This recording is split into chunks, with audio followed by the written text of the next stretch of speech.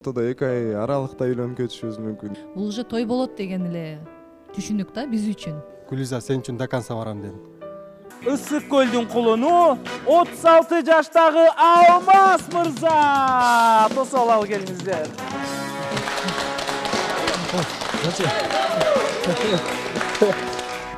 Биз сизден сураганда сиз үйлөнгөн эмеспиз деп Мен айтпайм, үйлөнгөн эмесмин деп. Үйлөнбөй эле балалуу болуп калгансыз. Ал сырттан болот да, ошондо сырттан жашап жүргөн убакыт болду. Жубайыңыз менен түшкөн сүрөттөр келип түшкөн. Ошондуктан баардыгыбыз экранга көңүл буруп берсек. Негизи ушундай адам менен келечегиңди көрө аласыңбы ушундай адам менен? Үйлөнбөгөн мындай мен эч качан бербейт ата энем деп всегда өзүм чоң сүйлөп алчумун.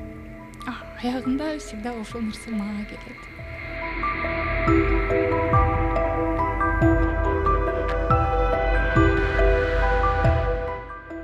Бекжан келген күндөн баштап эле биз Мээрим экөөбүз сүйлөшүп аттык.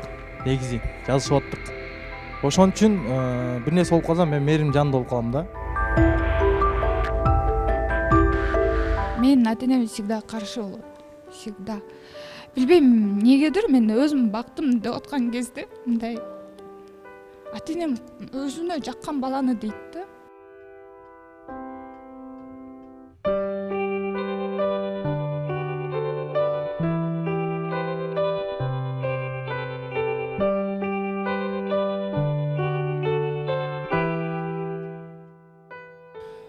Бияктан ыйлатып андай нерсенин кереги жок.